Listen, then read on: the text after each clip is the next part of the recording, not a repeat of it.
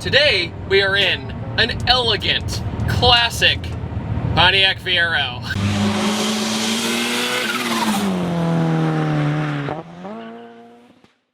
This video is sponsored by HB Tuners. HB Tuners, if you do not know, is an incredibly user-friendly tuning software and data logging software I've been using for years. I typically use it on my Ford products like my Mustang, but you can use HB Tuners on all sorts of different platforms. And HB Tuners actually just did something incredible. They just unveiled the brand new MPVI4. If you guys don't know what the MPVI3 was, the MPVI3 was one of the most advanced OBD interfaces out there. But with the MPVI4, it's 30 times faster. That's not a little jump, that's a huge jump. And before you enjoy your car, it's really good to plug in HB Tuners, make sure everything's good, and then have the time of your life driving your car. So once again, huge thanks to HB Tuners for sponsoring today's video and always having my back. And make sure to head over to their website and let them know that I sent you. Thank you guys for listening, and on to the video. You know, it's not every day you hear, would you like to drive an engine-swapped Pontiac Fiero? So naturally, I had to say yes. Today, we are here in the Pontiac Fiero,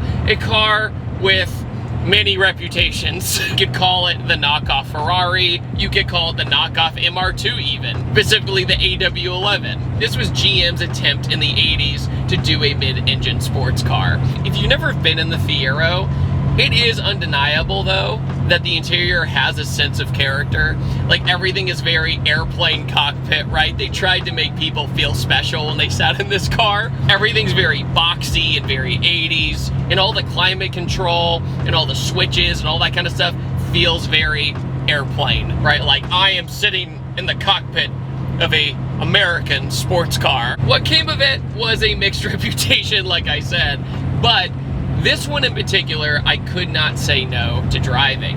Why is that? The stance is great, but it's the engine that's really the highlight of this build. But what we have here is the 3800 V6 with a big turbo on it. The 3800 motor is the supercharged motor that you would find in, say, the Buick Regal or the Pontiac GTP. And I actually drove a Pontiac GTP last year with a supercharger and a turbocharger, so the platform can do a lot. Woo! Okay, alright. Okay. It just has an upgraded cam and also some valve springs. And with just that, this Fiero makes 400 wheel horsepower.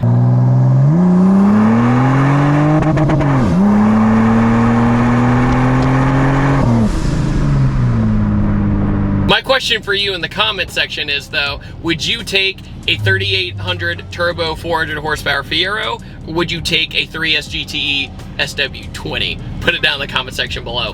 This though is a looker. Everybody walks up to it and they have to know what's going on. There is just something about 5 dudes at a car show looking at the back of a popped Fiero, right? Because everyone has to know. They're like, why are they looking at the engine bay of a Fiero? And everybody's pleasantly surprised. The owner of this car also custom manufactured or custom fabricated a bunch of stuff on the top end of this car. So anything on the top of the motor, he did himself, which is really, really neat. The exhaust on this was done really, really well. It's not droney, it's not overbearing. When I thought engine swap Fiero, I kind of thought rattly can, right? An old 80s car that's shaking itself to death, but it's not.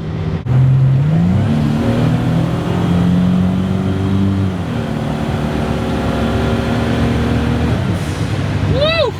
It's also running an automatic transmission, which shockingly downshifted quicker than I expected. It's actually a 2-owner car, but the owner of this car now bought this in 1997, and this is his baby.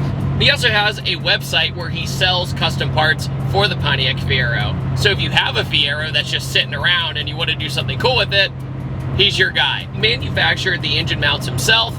That's how he got the 3800 in this. Now it's very common for people to take the LS4 engine, which is the LS V8, out of, say, the Grand Prix GXP, and throw it in the back because it's essentially the same bell housing. Honestly, I think for a more unique build and different build, the 3800 is probably the better choice.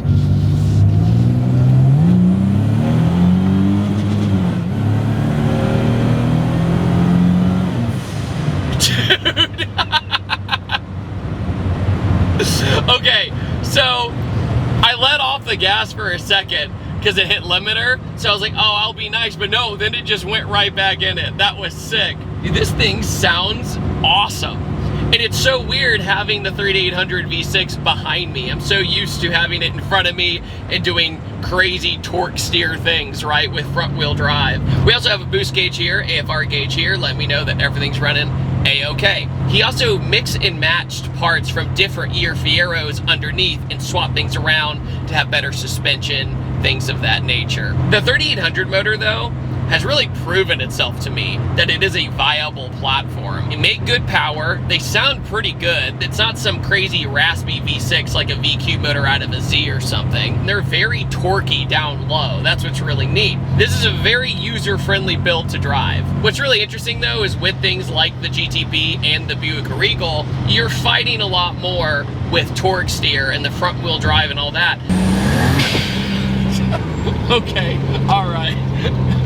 It's gonna be one of those days.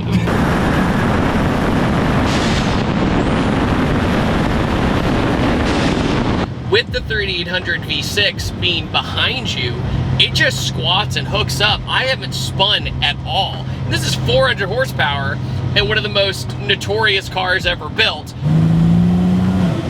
I love the blow-off valve.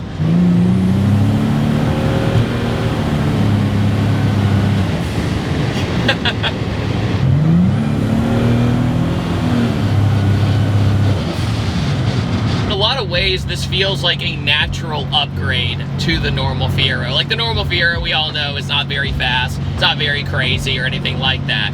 This feels like the next step up. If GM ever made the next generation Fiero and the modern era, or close to the modern era, because this still feels very raw for what it is, right? Because it still has that analog feel of the 90s. You know you're in a dated car when the cigarette lighter actually has a cigarette lighter in it.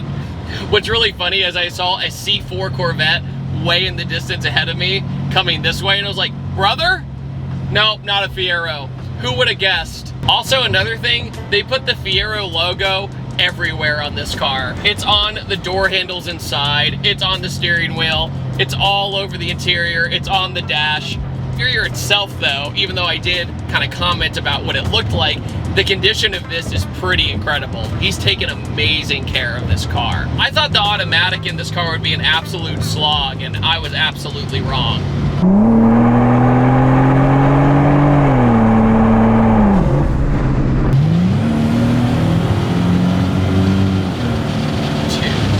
This thing rolls out, and obviously it weighs nothing. I love driving this car around, this silver Fiero around, and people just have no idea that it makes 400 wheel. This thing feels like it's 550 in a bunch of other cars, right? Because of how light it is. Also, did I mention the car has over 200,000 miles on it?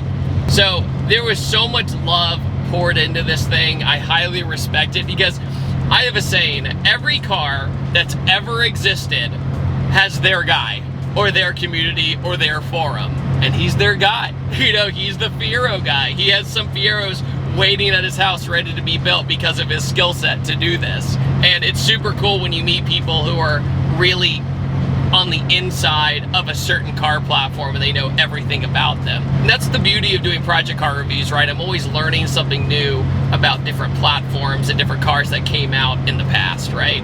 So, Pontiac Fiero 3800 V6 turbo swapped. What did I think of it with 400 horsepower?